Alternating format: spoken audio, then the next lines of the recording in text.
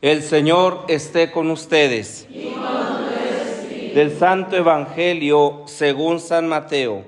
Gloria a ti, Señor.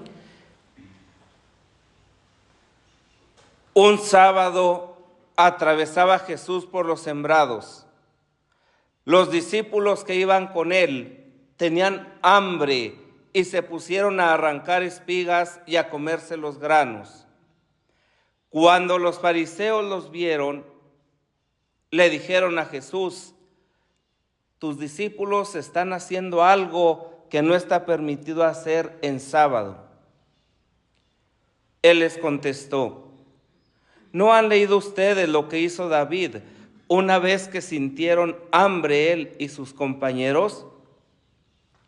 ¿No recuerdan cómo entraron en la casa de Dios y comieron los panes consagrados, de los cuales ni él ni sus compañeros podían comer, sino tan solo los sacerdotes? Tampoco han leído en la ley que los sacerdotes violan el sábado porque ofician en el templo y no por eso cometen pecado. Pues yo digo que aquí hay alguien más grande que el templo. Si ustedes comprendieran el sentido de las palabras misericordia quiero y no sacrificios, no condenarían a quienes no tienen ninguna culpa. Por lo demás, el Hijo del Hombre también es dueño del sábado. Palabra del Señor. Gloria a ti, Señor Jesús. La primera lectura tomada del libro del profeta Isaías y con la cual cierra este primer libro, así llamado de Isaías, pone de manifiesto la escucha de parte de Dios ante la oración y el sufrimiento de aquellos que acuden a Él, de aquellos que le invocan con fe. Pero no solamente es a través de la manifestación de cumplir lo que cada quien está pidiendo, sino sobre todo y ante todo la certeza de la atención que Dios va teniendo de cada uno de sus hijos, de cada una de sus hijas.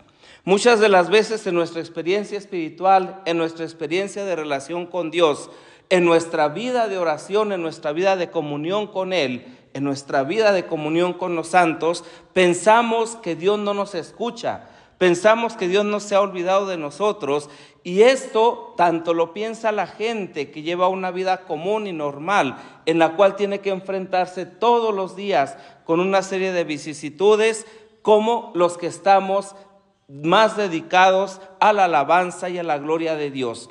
Y esto tiene que llevarnos a entender que Dios siempre va a estar al pendiente de cada quien, que Él nos va a conceder lo que necesitamos y que es importante la manera y la forma de cómo aceptamos su voluntad. La forma de cómo aceptamos su voluntad pone de manifiesto la imagen que tengamos de Dios. Y según la imagen que tengamos de Dios vamos a entender y vamos a valorar lo que Él nos está dando.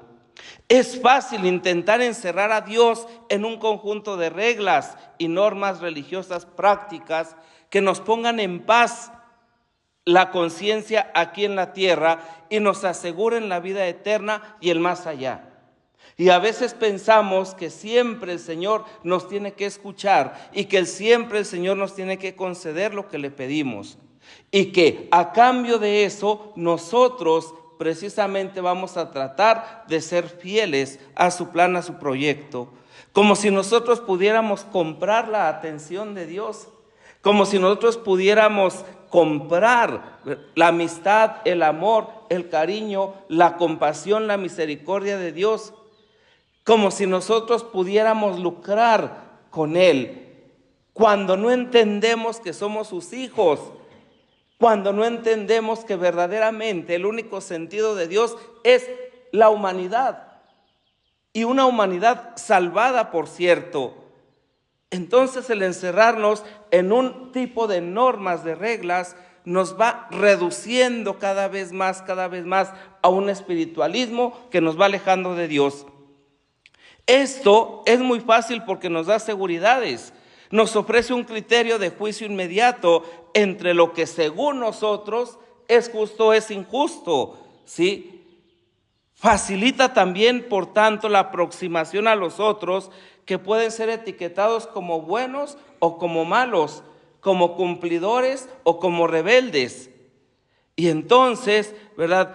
Etiquetando a los otros, también como justos e injustos, va a depender precisamente de esa experiencia de Dios que yo tenga. Los fariseos se consideraban muy buenos en la práctica de la ley, pero eran incapaces de compasión, eran incapaces de misericordia. Y una persona que se encierra únicamente en la ley sin darle su sentido auténtico, ¿sí?, es una persona que siempre va a estar lejos de Dios. No es el cumplimiento por el cumplimiento, no es la norma por la norma, es ver en toda su amplitud lo que Dios quiere para cada quien.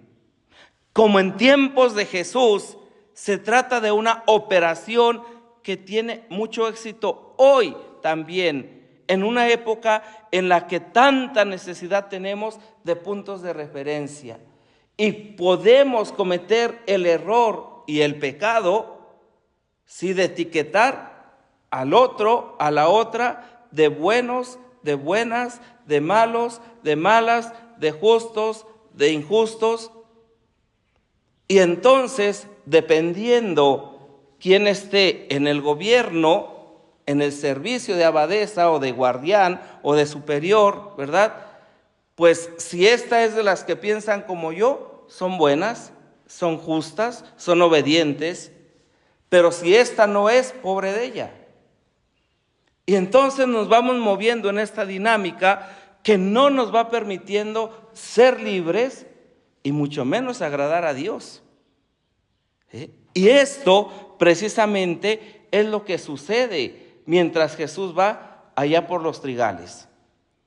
Cuando sus discípulos experimentan la necesidad de comer, ¿sí?, y cortan precisamente las espigas de trigo para alimentarse, los otros, que seguramente por detrás lo hacían,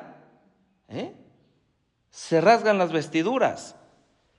Y entonces es importante darnos cuenta cómo ante esa imagen que tenemos de Dios podemos convertirnos en unos tiranos para con los otros, hasta casi hacer que se mueran de hambre, pero hay que cumplir la ley.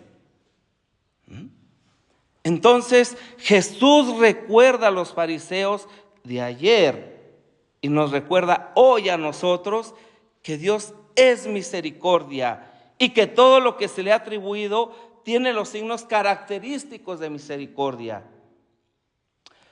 Estos días el Señor me ha concedido la gracia de estar en un curso para confesores y directores espirituales, ¿verdad?, en preparación al jubileo del año 2025. Y aquello que resonó en el año 2016, ¿verdad?, igual con el Papa Francisco del año jubilar de la misericordia, hoy continúa siendo vigente desde esta perspectiva, desde la misericordia de Dios que es infinita y que Él en esa relación y en esa estructura que nosotros nos hemos hecho, porque nos la hemos hecho nosotros, no la ha hecho Él. Dios es cercano, Dios está con nosotros, Dios nos ama, Dios nos perdona siempre, pero yo creo que puedo o debo hacer méritos y entonces ahí echo todo a perder. Cuando Jesús exige esta compasión y cuando Jesús les dice a los fariseos y nos dice a nosotros, vayan y aprendan lo que significa misericordia quiero y no sacrificios, entonces no condenarían a nadie. Y condenar no solamente desde la perspectiva, ¿sí?, de mandar a alguien al infierno, que de eso se encarga Dios, de que nadie vaya. Pero condenar en cuestión de etiquetar, como decíamos antes. Y le podemos hacer la vida imposible a una hermana. Y le podemos hacer la vida imposible a un hermano. Solamente por decir, ¿verdad?, Fray Pablo es un amargado y es un antipático y es un enojón. Y bueno, es tiempo pasado, ¿verdad? Es por poner un ejemplo. Y muchas de las veces, ¿verdad? Vamos destruyendo, ¿sí? Y aquello que Dios ha sembrado en la vida, en la mente y en el corazón de la persona, que es el terreno, que es el trigal, lo vamos destruyendo. No somos capaces de alimentarnos también de lo que el otro tiene, de lo que el otro puede ofrecer. Y podemos tener la misericordia de Dios al alcance de nuestra mano, y salir a buscarla quién sabe a dónde. Y a veces pensamos que las personas, ¿verdad?, las hermanas, los hermanos que tenemos cerca son incapaces, solo porque no piensan como nosotros. Y vamos buscando y buscando y buscando, ¿verdad?, por todas partes, y al final cada quien es incapaz de asumir su responsabilidad. Hoy que podemos constatar y verificar que lo único que estamos llamados a vivir es la misericordia, no el buenismo, ¿sí? Y esto lo dice con frecuencia el Papa Francisco, que como suelo decir yo, pasará a la historia como el hombre de la misericordia, y eso le dará la santidad reconocida por la Iglesia, ¿sí? Pues lo siguen recordando hoy la misma Iglesia. No es el buenismo, no es la justificación, es el compromiso auténtico ante este saberme y descubrirme amado por Dios sin ningún mérito, y un amor que es fiel y que me hace capaz de vivir en una auténtica libertad para poder hacer verdaderamente como Ezequías, ¿verdad? Ese grito de lo más profundo de mi corazón que me haga capaz, en primer lugar, de entender la voluntad de Dios, y en segundo, pedirle el anhelo del corazón, y que sin duda Él me lo concederá. El grito lleno de confianza del rey Ezequías nos sirve de ejemplo. Dios no se deja vencer nunca en generosidad. Su misericordia rebosa sobre aquellos que confían en Él y están dispuestos a dilatar su corazón en la medida del corazón de Dios. Solamente descubriéndonos y reconociéndonos pecadores, podemos descubrir la misericordia de Dios. Solamente experimentando su perdón, su cercanía, su compañía, su fidelidad, podremos descubrir nuestra lejanía, nuestra infidelidad, nuestra mediocridad. Solamente descubriendo a este Dios que nos ha amado primero, podemos descubrir nuestra falta de amor. Y estas tres cosas serán para llegarnos a Él y suplicarle: ten piedad de mí, Señor, ¿verdad?, que soy pecador, pero que quiero vivir como tú me lo pides. Pidamos al Señor, por la intercesión de la Santísima Virgen María, que nos conceda la gracia de ser verdaderamente constructoras del reino de Dios, y poder vivir en esta libertad que Él nos ha otorgado en su Hijo Jesucristo, y ser testigos de la misericordia siempre.